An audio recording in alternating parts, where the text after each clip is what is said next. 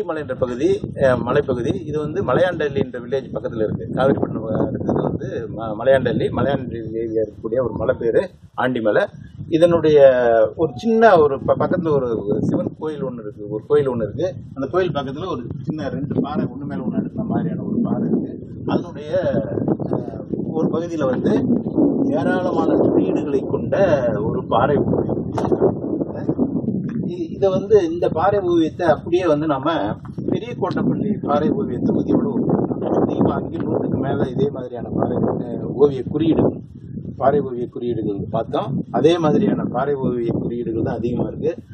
இதுக்கும் நிறைய ஒற்றுமையில் மிக முக்கியமான ஒற்றுமை வந்து மனித உருவங்களே இங்கே வந்து மிக குறைவாக காணப்படுகிறது.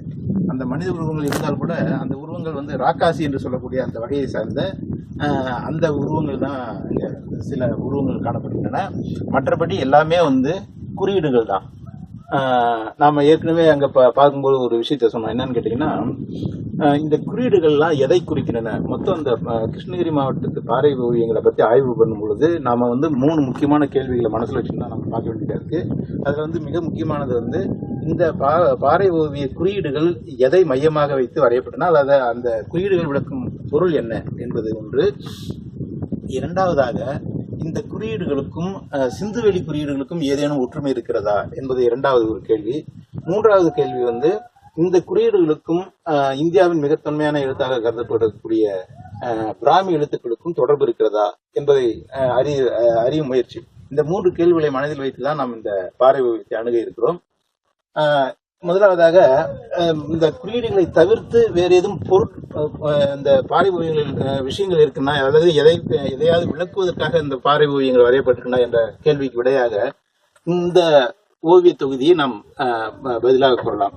இது பார்த்தீர்களானால் ஒரு சதுரம், நடுவிலே ஒரு புள்ளி இருக்கிறது.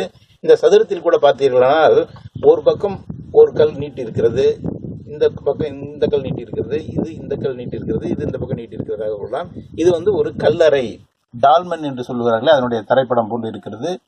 இந்த டால்மனை சுற்றி நிறைய மனித உருவங்கள் 1, 2, 3, 4, 5, 6, 7, 8 இந்த உருவங்கள் எல்லாமே இதை சுற்றி, இந்த டால்மன் என்று சொல்லக்கூடிய கல்லறையை சுற்றி இருப்பதால் இதை இறந்தவர்களுக்கான கல்லறையாகவும் இதை சுற்றி இருக்கக்கூடிய அவர்களது உறவினர்களாகவும் இதை நாம் கருதலாம்.